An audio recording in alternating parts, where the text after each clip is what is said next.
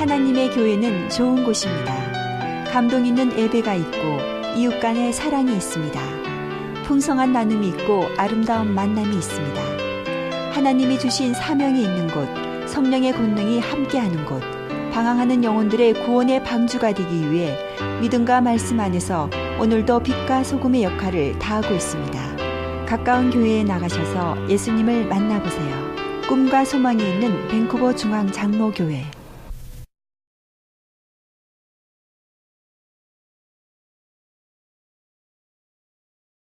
감사합니다. 오늘도 재미있는 이야기를 하나 해드리겠습니다 라고 시작하고 싶은데 재미있는 이야기가 없습니다. 죄송합니다. 여러분들이 안 보내주시고 제가 지난주는 찾을 기회도 또 찾지도 못했습니다. 보냈으면 좋겠고요. 또 제 몸이 너무 가벼워졌다라고 이렇게 걱정해 주시는 분들이 많고 제게 왜 그러냐고 물어보는 분들도 있는데요. 사실 지난주에는 제가 금식을 좀 했습니다. 그래서 가벼워졌어요. 근데 몸은 훨씬 더 이렇게 가볍고 좋습니다. 그러니까 걱정하지 마시고요. 좋은 예배 되기를 바랍니다. 오늘은 이렇게 고린도 전서에서 말씀을 전합니다. 이번 수요일부터 수요일 날은 고린도 전서를 한 장씩 여러분과 나누려고 생각합니다. 수요일 날 쭉 나오시면은 고린도 전서 내용이 이런 거구나. 깊이 있게는 못 다루죠. 예배마다 한 장씩 다루니까 그럼 여러분이 잘 알 수 있을 겁니다. 그리고 10월부터 시작하는 생명의 삶, 경건의 삶, 그 내용이 고린도 전서 위주가 될 것 같습니다. 10월부터는 고린도 전서로 우리 교회가 은혜를 받지 않을까 생각합니다. 이런 여러 가지 의미를 두고 오늘은 이 고린도 전서 1장 1절 위주로 여러분과 말씀을 나누겠습니다. 이 고린도 전서는 바울 사도께서 고린도에 있는 성도들에게 쓴 편지입니다. 그리고 이것을 보며 자기 생활에 합당한 것을 느끼고 적용시키라 하는 의미에서 많은 성도들을 생각하고 쓴 그런 글입니다. 이 글을 시작하면서 바울 사도께서 이렇게 말씀하십니다. 고린도전서 1장 1절 말씀이지요. 하나님의 뜻을 따라 그리스도 예수의 사도로 부르심을 받은 바울과 형제 소스되는 하나님의 뜻을 따라 그리스도 예수의 사도로 부르심을 받은 바울이다. 하나님의 뜻을 따라 그리스도 예수의 사도로 부르심을 받은 나 바울이다. 바울은 자기의 글을 쓰면서 자기의 정체성에 대해서 분명하게 합니다. 내가 누구인가? 내가 어떻게 해서 이 편지를 쓰는가? 내가 어떤 사람인가? 분명하게 그는 자기 정체성에 대해서 밝히고 있는 것입니다. 하나님의 뜻을 따라, 그러니까 하나님의 의지, 하나님의 선택, 하나님의 결정에 따라서 내가 나되었다 이렇게 말합니다. 하나님의 뜻이다. 나의 나된 것은 하나님의 결정이고 하나님의 뜻이고 하나님의 의지다. 그것 때문에 내가 나됐다 이렇게 얘기합니다. 내가 나된 나가 누구인가? 바로 그리스도 예수의 사도가 되었다. 여러분, 이 사도란 보냄을 받은 자라는 뜻입니다. 이 넓은 의미에서 그런 뜻입니다. 내가 그리스도 예수의 보냄을 받은 자, 하나님의 의지에 의해서 다른 사람의 보냄을 받은 자가 아니라 예수 그리스도의 보냄을 받은 사도가 된 나 바울이다. 정체성에 대해서, 자기가 누군가에 대해서 분명합니다. 다른 말이 아니죠. 나는 하나님께서 불러서 내가 사도가 되었다, 보냄을 받은 자가 되었다, 이렇게 이야기하는 것입니다. 사랑하는 성도님들, 여러분들도 그렇고 저도 그렇고 이 소명의식이 분명하게 되기를 바랍니다. 누가 나를 불러서 내가 목회자가 되었는가? 누가 나를 불러서 오늘 중앙장로교회에 나와서 예배를 드리고, 누가 나를 불러서 내가 아버지가 되고 어머니가 되고 내가 장로가 되고 집사가 되게 했는가? 누가 나를 불렀는가? 바울은 분명히 합니다. 하나님 아버지께서 나를 불러서 사도라는 사명자를 만들어 주셨다. 소명의식이 분명하죠. 여러분들도 하나님 아버지께서 나를 불러주셨다는 이 소명의식이 분명하게 되기를 바랍니다. 이 사실 성경을 보면은 이런 사도와 같이 큰 일을 하는 사람은 하나님께서 부르신 것이 아니고 하나님의 백성들은 다 하나님께서 불러주신 겁니다. 그래서 예수님께서 말씀을 하셨죠. 아버지께서 내게 주시는 자는 다 내게로 올 것이요, 아버지께서 내게 주시는 자, 아버지께서 예수 그리스도께 주시는 자는 다 예수님께 나온다. 머리 대신 예수 그리스도의 교회에 나온다. 이렇게 얘기를 하는 겁니다. 우리가 친구의 권유를 받고, 우리가 친척의 권유를 받고, 때로는 우리가 책을 읽다가 내 논리와 내 지식의 한계 속에서 내가 이렇게 선택했다 이렇게 생각할 수가 있지만은 성경은 그렇게 얘기하지 않습니다. 아버지께서 보내주시지 않으면 아무것도 아니다. 너의 너된 것은 하나님의 은혜고 너가 내게 나온 것은 하나님의 은혜다. 이렇게 말씀하시는 거예요. 그리고 내게 오는 자는 내가 결코 내쫓지 아니하리라. 예수님은 머리 대신 예수 그리스도 앞에 이 예수 그리스도의 교회에 나온 모든 자를 쫓지 않으십니다.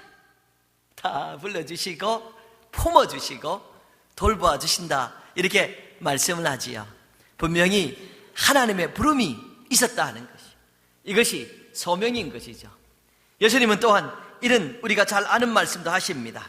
나를 보내신 아버지께서 이끌지 아니하시면, 나를 보내신 아버지께서 이끌지 아니하시면 아무도 내게 올 수 없으니, 나를 보내신 아버지께서 이끌어야 된다고 말씀하고 있습니다. No one can come to me unless the Father who sent me draws him. The Father has to draw him. 하나님께서 이끌어야 된다는 거예요. 하나님께서 끌어내셔야 된다는 거예요.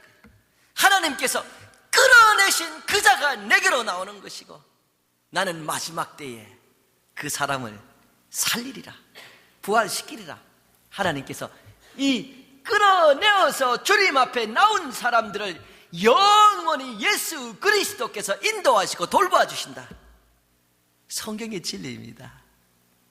나를 나되게 하시니까 하나님이시고, 나를 이렇게 불러주신 이가 하나님이시다. 분명한 소명의식이 여러분들에게 있게 되기를 주님 이름으로 부탁을 드립니다. 나를 불러주신 하나님이 여러분 시시한 분이 아닙니다. 우리가 무시해도 되는 그런 분이 아닙니다.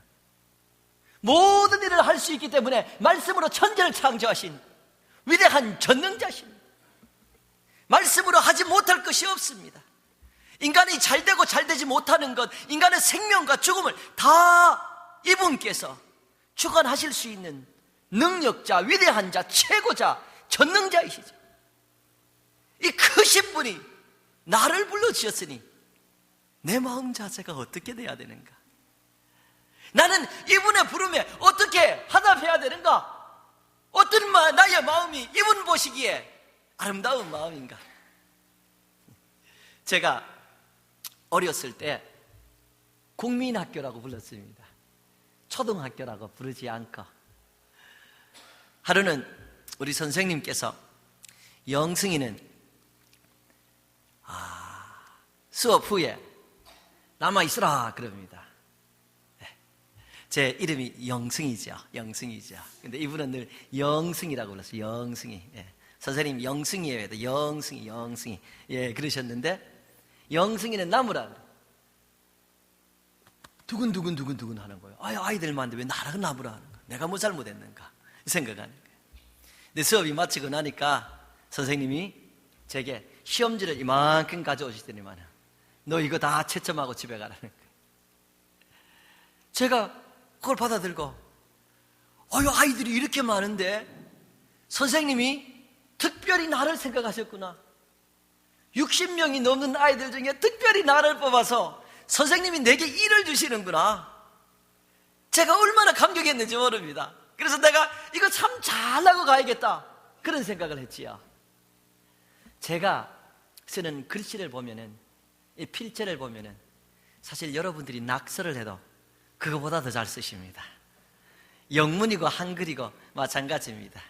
글씨를 이 필체가 나빠서 늘 이렇게 열등감이 좀 있었는데, 한 번은 누가 그러더라고요. 의사들은 다 글씨를 못 쓴다고. 제가 어린 마음에 생각했습니다. 아, 내가 머리가 똑똑한가 보다. 그래서 내가 필체가 이런가 보다. 근데 그것은 사실이 아닙니다. 똑똑해서 그런 것이 아니고요.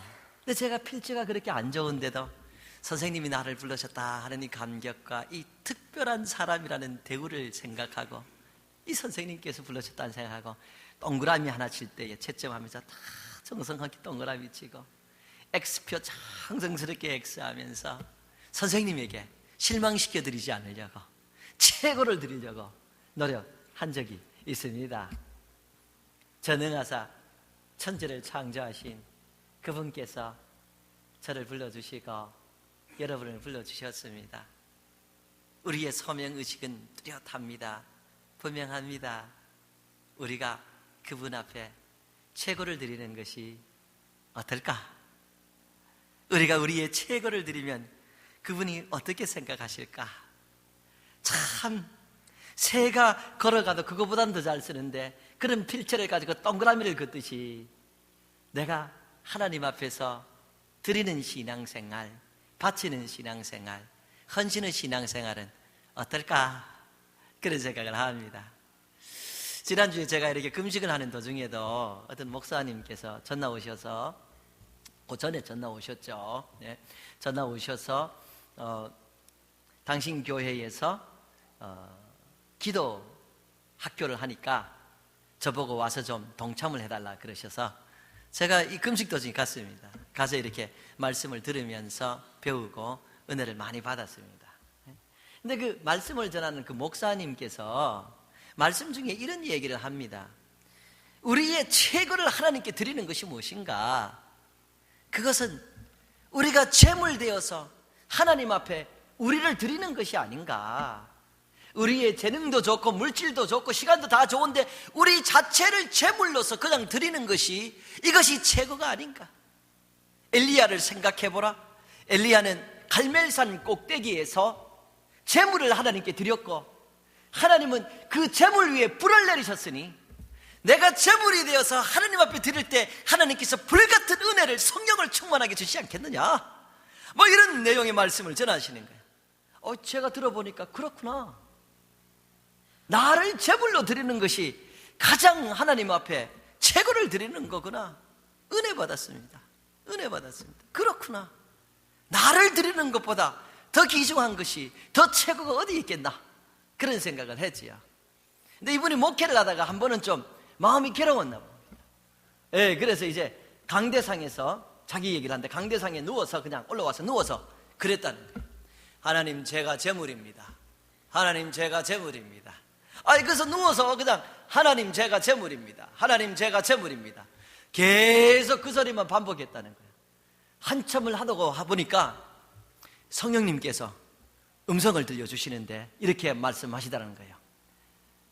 제물은 말을 하지 않는다 그러시더라고요. 야, 그분 웃기시네요. 제가 웃었습니다. 그런데 가만 생각해 보니까 맞는 말이죠. 제물은 말이 없습니다. 제물은 그냥 자기를 드리는 겁니다. 제물은 그냥 헌신하는 겁니다. 제물은 그냥 주여 저의 최고를 받아 주옵소서 하고 조용하게 하나님 앞에 자기의 최고를 드리는, 이것이 바로 나를 부르신 하나님의 은혜 앞에서 올바로 살아가는 우리의 모습이 되지 않을까? 그런 생각을 하게 됩니다. 사랑하는 성도님들, 우리의 최고를 내가 제물이라는 생각으로 엘리야의 제단 앞에 올려진다는 심정으로 우리가 우리를 한번 바쳐보고 헌신하고, 그래서 하나님을 기쁘시게 하는 그런 삶이 어떨까? 감히 한번 생각해 봅니다. 제가 이렇게 소명의식에 대해서 말씀을 드리고 교회 직분에 대해서만 말씀을 하니까 목사나 장로나 집사나 목자나 전도의 임원이나 또 교회 부서 부장들이나 이런 분들만 하나님이 부르셨나? 이렇게 생각하실 수가 있습니다. 그러나 분명 그것은 성경적이지 않고 그것은 사실이 아닙니다. 사회나 가정의 삶 속에서 내가 가진 어떤 위치라도 하나님께서 인도하여서 내가 이 가정의 아버지가 되었고 내가 이 여인의 남편이 되었다. 하나님께서 인도하여서 내 이 작정을 잡게 되고 하나님께서 부르셔서 내가 이 사업을 시작하고 내가 이 사장이 되었다.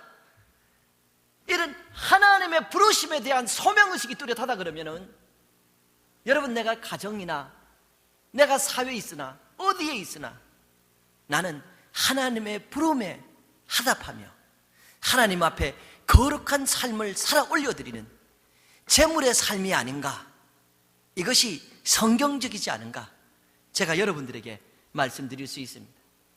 지난주에 이 로렌스 형제의 글을 여러분과 좀 나누었습니다. 인용을 해드렸는데 마지막으로 나눈 말씀을 다시 한번 읽어드립니다.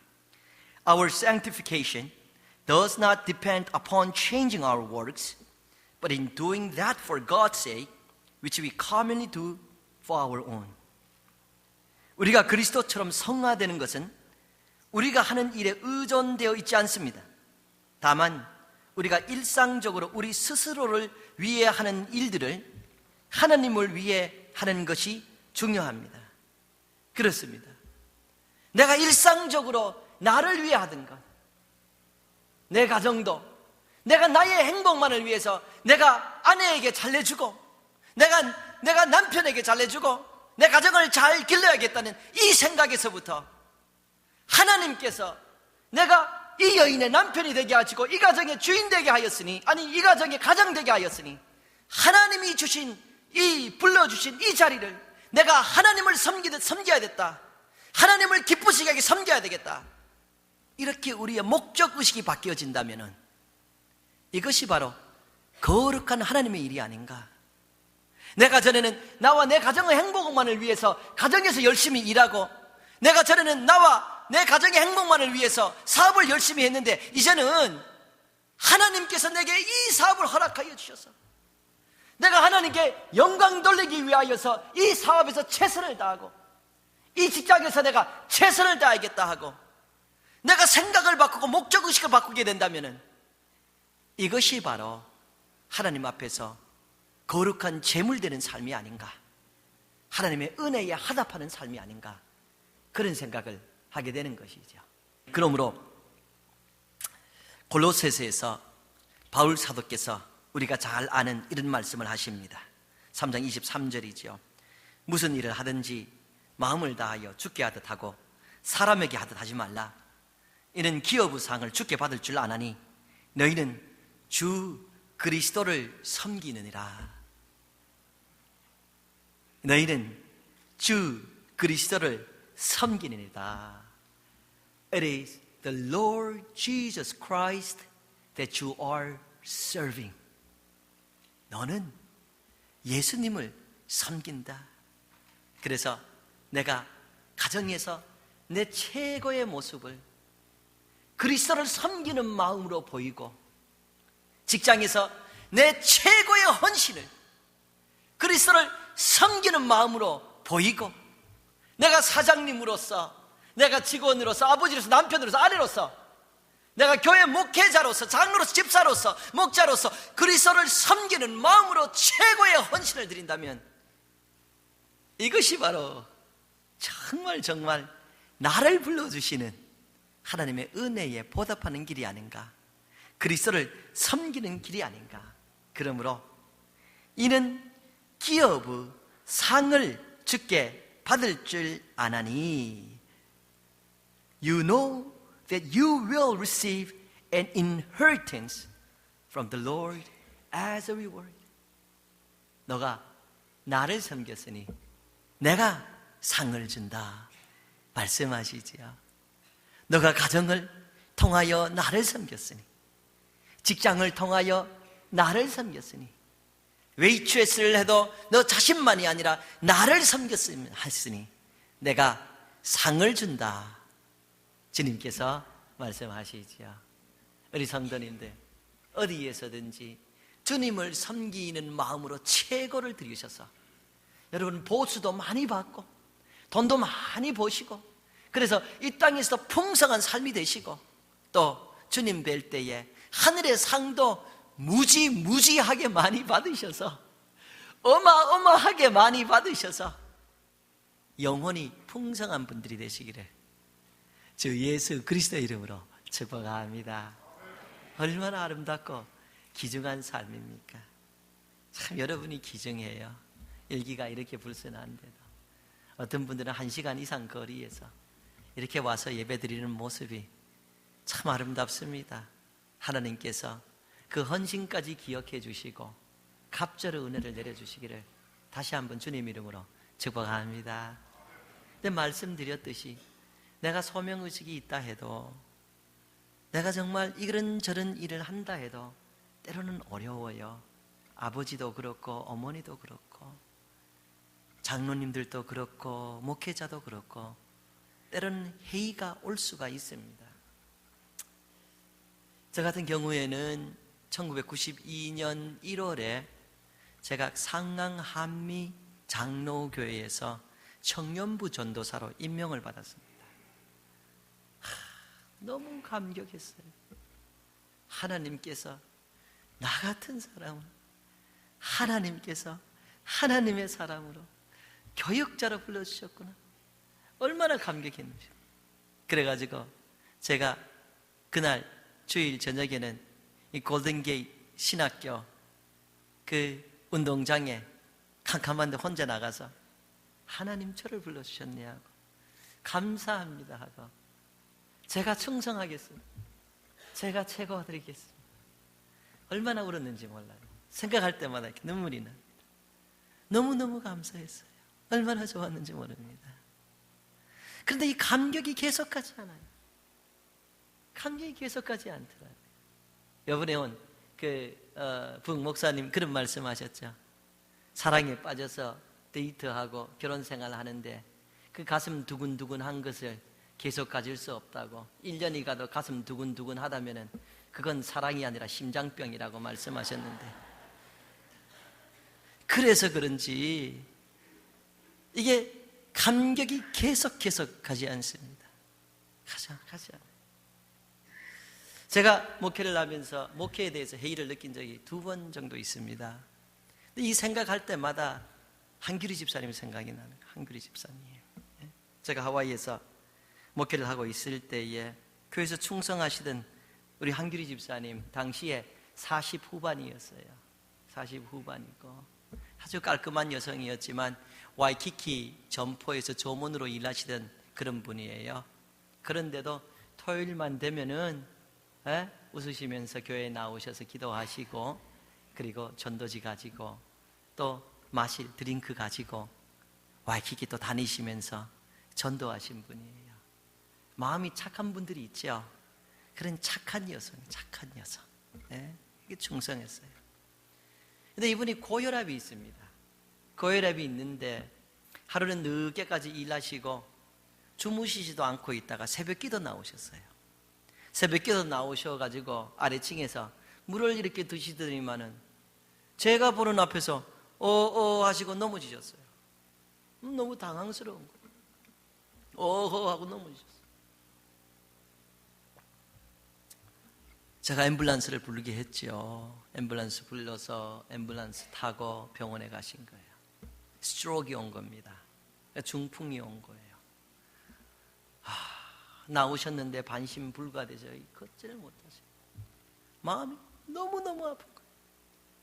참 목회자에게 좀 대항한다든지 아니면 교회에서 소란을 좀 피웠다든지 그러면은 지나가는 생각으로나마 저 경건치 않은 생활을 하더니만은 저렇게 됐다. 뭐 그런 생각을 할 수도 있지만 이분은 전혀 그런 분이 아니에요. 너무 착한 분이 그렇게 넘어지니까 목회자가 마음이 너무너무 아프다. 그래서 제가 그분에게 그랬어요. 새벽기도 나오시라. 한 집사님은 다른 사람보다 한 집사님 새벽기도 나오시라. 새벽기도 매일 나오도록 했어요. 정말 방심불구하다 이 새벽기도. 그러면 제가 예배 다 마치고 그분 옆에 조용히 가가지고 하나님이 착한 집사님 좀 살려주세요. 하나님, 우리 착한 집사님 좀 고쳐주세요. 전에처럼 웃으면서 전도할 수 있도록 하나님, 우리 집사님 좀 돌봐주세요. 제가 늘 그렇게 기도를 했어요. 제가 이렇게 기도를 하면은 어떤 분들은 목사님, 제가 머리가 오래도록 아팠는데 머리가 시원해졌어요. 또 어떤 분은 제가 팔이 아팠는데 목사님, 팔이 좀 많이 좋아졌네요. 또 어떤 분은 제가 아이가 7년 동안 안 생겼는데 아이가 생겼어요. 또 우리 며느리에게 아이가 생겼네요. 이런 분들이 꽤 많았어요. 근데 어떻게 됐는지 우리 한결이 집사님 보고, 하나님, 이 정말 불쌍한 여자를 좀 고쳐주세요 하고 제가 기도를 했는데 안 고쳐주세요. 안 되네. 6개월을 그렇게 늘 기도했는데 전혀 고쳐지지 않는 거예요. 하루는 제가 저를 보면서 불쌍한 거. 내가 왜 부름받아서 목회한다고 했는가?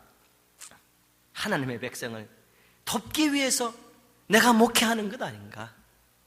근데 내게 돈이 있어서 우리 성도들이 사업에 힘들다 그러거나 가정이 어려우면 돈을 줄 수 있는 것도 아니고, 내가 정말 능력자가 되어서 기도하면 죽은 사람도 벌떡벌떡 일어나거나 우리 한규리 집사님 같이 착한 사람이 강건하게 되는 것도 아닌데 내가 왜 하는가? 전혀 무능한 나를 보면서 내 스스로가 불쌍한 거예요. 내 스스로가 안타까운 거예요. 뭘 하고 있는가? 그런 생각이 드는 거예요. 이런 이 괴로움이 굉장히 오래 갔습니다. 늘 속으로 괴롭고, 해야 되는가 안 해야 되는가, 이런 마음으로 자신이 초라하기 그지없는 것이에요. 그런데 시간이 지나고 성경을 보다가 성경 속에서 바울 사도께서 하시는 말씀들이 제게 참 감동이 됐습니다. 오늘 나눈 이런 말씀입니다. 본문 말씀, 하나님의 뜻을 따라 그리스도 예수의 사도로 부름을 받은 나 바울, 누가 뭐라 그래도 하나님께서 나를 불러주셨다. 내 환경이 어떻든 간에, 내 능력이 어떻든 간에 나는 예수 그리스도의 사도고 예수 그리스도의 종이다. 정체성이 너무나 분명한 거예요. 그런데 이 바울 사도는 글을 많이 쓰셨는데 이 당신의 편지를 보면은 대부분 이렇게 시작합니다. 이 고린도 전서에서만 이렇게 얘기하는 것이 아니라 고린도 후서 1장 1절에도 하나님의 뜻으로 말미암아 그리스도 예수의 사도된 바울, 나는 하나님의 뜻 때문에, 하나님의 의지 때문에, 하나님의 결심 때문에, 하나님이 결정하여 주셔서 내가 예수 그리스도의 종이 되었다. 갈라디아서 1장 1절 가면 사람에게서 난 것도 아니요 사람으로 말미암은 것도 아니요 오직 예수 그리스도와 그를 죽은 자 가운데서 살리신 하나님 아버지로 말미암아 사도된 바울은, 나는 사람에게서 난 것이야. 사람이 결정하고 사람이 세워서 내가 사도된 것이 아니라 하나님 아버지께서, 예수 그리스도께서 결정하여 주시고 세워주셔서 내가 예수님의 종이 되었다. 자기 정체성이 너무나 뚜렷한, 소명감이 너무 뚜렷한 거예요. 에베소서 1장 1절 가면은 하나님의 뜻으로 말미암아 그리스도 예수의 사도된 바울, 골로새 1장 1절 가면 하나님의 뜻으로 말미암아 그리스도 예수의 사도된 바울. 이분 글은 대부분 이렇습니다. 시작하면서 나는 하나님이 불러주셔서 하나님이 불러준 하나님의 사람이고 예수 그리스도의 종이다. 사랑하는 성도님들, 여러분들에게도 이 마음이 굳건하게 들어가게 되기를 바랍니다. 여러분, 능력과 상관없이, 환경과 상관없이 여러분은 하나님이 불러주신 하나님의 사람이고, 하나님이 불러주셔서 하나님이 인도하여 주신 아버지, 어머니시고, 장로님, 권사님이시고, 목자님, 전도회 회장님이신 것을 믿게 되기를 바랍니다. 제가 장규리 집사님, 제가 원하는 대로 치유를 시키고 그분의 병이 치유가 되었는가 아닌가, 이것보다 중요한 것은 정말 그분께서, 천지를 창조하신 그분께서 나를 불러주셔서 목회자로 삼아주셨는가 아닌가, 이것이 더 중요하지요.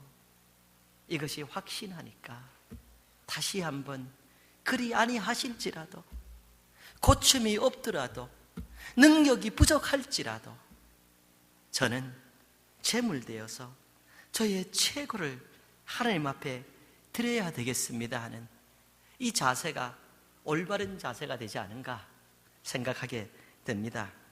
나중에 하나님을 뵐 것입니다. 분명히 하나님을 뵐 것입니다.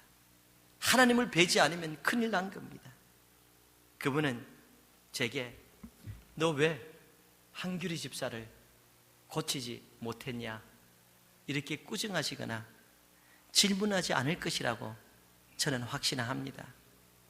제가 오히려 하나님, 그때 왜 그 착한 여자 고쳐주지 않으셨어요? 그때 왜 제가 그래도 나름대로 기도했는데 하나님 그 착한 집사님 건강 회복시켜 주지 않으셨어요? 제가 오히려 여쭈을 수 있을 것이라고 생각합니다. 그것은 미래에 될 일이고, 저는 이 시간 이때 이곳에서 하나님께서 나를 불러주셨다는 이 확실한 소명감을 가지고, 그것도 목회자로 불러주셨다는 확실한 사명의식을 가지고 주님 앞에 내 최선을 드리는 것이, 이것이 올바른 자세가 아닌가 생각합니다. 사랑하는 성도님들, 여러분들 나름대로의 질문들이 많이 있을 수 있습니다. 하나님, 이것도 이해 못하네요. 저것도 이해. 저도 참 이해 못하는 것이 너무 많은 것 같아요. 참 온유하신, 겸손하신 우리 노 목사님, 왜 일찍이 그렇게 치매가 걸리셔가지고 집을 잃고 이 추위에 방황하는지 참 가슴은 아프지만 정말 저는 궁금해요. 왜 그런지 저는 모르겠어요. 하나님께 제가 질문할 수 있는 내용이 아닐까, 저는 이런 질문도 할 수 있을 것 같아요. 하나님, 왜 저를 조용기 목사님 같은 능력자로 만들어주지 않았습니까? 왜 저를 옥하는 목사님 같은 훌륭한 제자 훈련자로 만들어주지 않았습니까? 하나님, 왜 저를 한경진 목사님 같은 훌륭한 인품자로 만들어주지 않았습니까? 아니면 척 스윈돌 같은 훌륭한 설교자로 만들어주지 않았습니까? 이런 질문 제가 할 수 있을 것 같습니다. 그러나 그것은 뒤로 미루고, 주님 뵐 때 미루고, 지금은 하나님께서 나를 불러주셨으니 나의 최고가 되어서, 신 다니엘은 목사의 최고가 되어서 하나님 저를 받아주시옵소서, 저를 받아주시옵소서 하는 것이 나를 불러주신 그분 앞에서 올바른 자세가 아닌가, 그런 생각을 합니다. 여러분 마찬가지 아닙니까? 하나님, 제게 왜 이걸 안 주고 저것 안 주고, 저는 왜 이 사람 저 사람 안 불러주십니까? 이것보다는 나를 불러주신 그분께서 나의 최고가 되어서 이것이 나의 최고입니다 하고 하나님 앞에 나를 제물로 헌신하는 것이 올바른 자세가 아닌가, 나를 불러주신 분 앞에서 올바른 신앙의 본이 아닌가 생각하는 거죠. 그래서 고린도전서 4장 2절을 보면 바울 사도께서 맡은 자들에게 구할 것은 충성이니라. 맡은 자들이 무엇을 해? 충성이야. 꾸준하게 정성된 마음을 가지고, 진실된 마음을 가지고 최고의 정성을 올려드려야 된다, 이 말이죠. 근데 영어로 보면 이렇게 번역하고 있어요. Now it is required that those who have been given a trust must prove faithful. Prove faithful. 자기가 충성되다는 것을 증명해야 된다. 증명. 충성된다는 것은 맡은 자는 내가 충성된 사람이다 하고 증명해야 된다. 어떻게 증명합니까? 하나님 왜 저를 저렇게 안 했어요 하는 것이 아니라 하나님 이것이 저의 최고입니다 하고 자기의 최고를 하나님께 드림으로 증명하는 것입니다. 사무엘하 23장 8절부터 보면 다윗의 훌륭한 장수들에 대한 기록이 있습니다. 다윗은 훌륭한 장수였으며 훌륭한 왕이었기 때문에 그 밑에서는 아주 훌륭한 장수들이 많았습니다.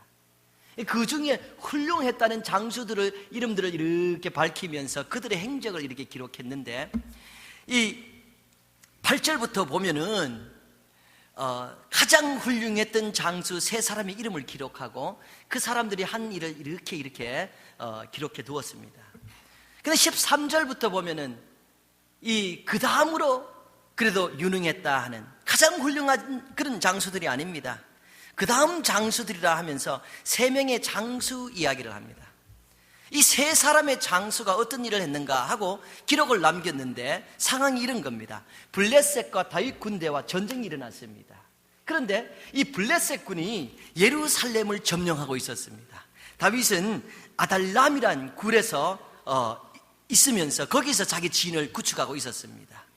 그런데 이 다윗이 어느 날 자기들 병사들이 듣는 데서 별 생각 없이 했던 것 같아요. 베들레헴 성문 곁 우물 곁에 있는 그 우물에서 누가 내게 물을 마시게 할까? 누가 거기에서 물을 떠다 내게 마시게 하지 않을까? 이런 말을 합니다. 그게 사무엘하 23장 15절 말씀이죠. 다윗이 소원하여 이르되 베들레헴 성문 곁 우물 물을 누가 내게 마시게 할까? 이렇게 얘기합니다. 여러분, 베들레헴에서 아달람은 직경으로 20km 정도 됩니다. 그리고 베들레헴은 지금 이 블레셋 군, 적군이 차지하고 진을 치고 있기 때문에 적지입니다. 적지를 20km를 가서 물을 이렇게 떠서 와야 된다는 것은 이건 목숨 내놓고 가도 힘든 일이고 목숨 내놓은 일입니다. 근데 바울의 이 다윗의 고향이 베들레헴입니다. 그래서 고향의 향수를 생각하면서 아마도 그냥 이 위험한 길을 누가 가겠냐 간다는 생각도 안 하고 한마디 했던 것 같습니다. 내가 고향에 살 때 이랬는데 누가 물 한 컵 안 떠주나 그곳에서 이런 말을 했던 것 같습니다. 그런데요, 그 소리를 이 세 명의 장수들이 듣고요 움직이기 시작한 거예요. 그리고 그 적지에 들어가서 목숨을 걸고 베들레헴 성문 곁 우물까지 가서 물을 한 그릇 떠다가 다윗에게 바친 겁니다. 여기 그 물이라고. 기가 막힐 노릇이, 기가 막힐 노릇이. 여러분, 다윗이 그 물을 받고 어떻게 했을 것 같습니까? 성경이 이렇게 기록하고 있습니다. 사무엘하 23장 16절 하반부부터입니다. 다윗이 그 물을 여호와께 부어드리며 이르되 여호와여, 내가 나를 위하여 결단코 이런 일을 하지 아니하리이다. 이는 목숨을 걸고 갔던 사람들의 피가 아니니까 하고 마시기를 즐겨하지 아니하니라. 새 용사가 이런 일을 행하였더라. 다윗이 그 물을 마시지 못합니다. 하나님, 이 물은 저 용사들의 피입니다. 이 피, 이 귀중한 것을 제가 어떻게 마시겠습니까? 이것은 하나님이 드십시오 하고 하나님께 드리는 거예요. 다윗도 역시 훌륭한 왕은 맞습니다. 근데 여러분, 이 세 용사 목숨을 걸고 이 왕이 한마디 한 것을 지키기 위하여서 가서 물 떠오는 이 행적, 여러분, 가장 재능이 있는 용사들이 아니었어요.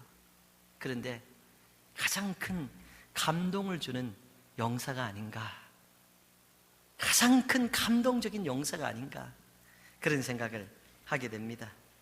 우리는 하나님으로부터 부름받은 사명자요 소명자입니다. 우리도 하나님을 감동케 하는 사명자가 될 수 있습니다. 하나님을 감동케 하는 목회자, 하나님을 감동케 하는 장로님들, 하나님을 감동케 하는 아버지, 하나님을 감동케 하는 어머니, 하나님을 감동케 하는 남편, 아내, 여러분 우리 다 될 수 있습니다. 사랑하는 우리 성도님들을 예수 그리스도의 이름으로 축복합니다. 아멘. 내 여름의 주를 향한 사랑이 나의 말에 주가 주신 진리로 나의 눈에 주의 눈물 채워주소서.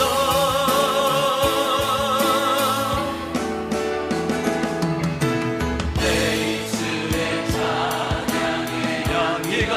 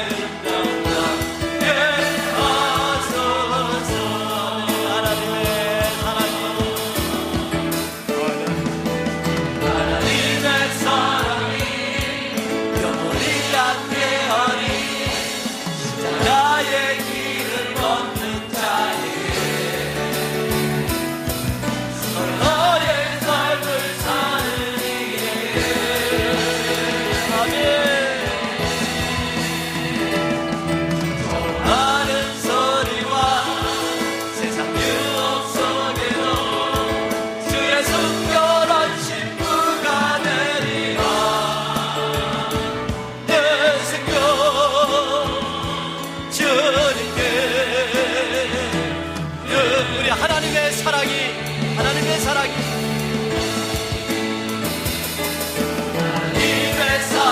아멘. 영원히 함께하는 십자가의 길을 걷는 자에게 아멘. 나의 삶을 사는 이에게 아멘. 많은 소리와 세상 유혹 속에도 주의 순결한 신부가 되리라. 내 생명 주님 한 번만 더 합시다. 하나님의 사랑이 한 번만 더 합시다. 아멘. 아멘. 하나님의 사랑이 영원히 함께하리. 십자가의 길을 걷는 자의 삶을 사는 이에게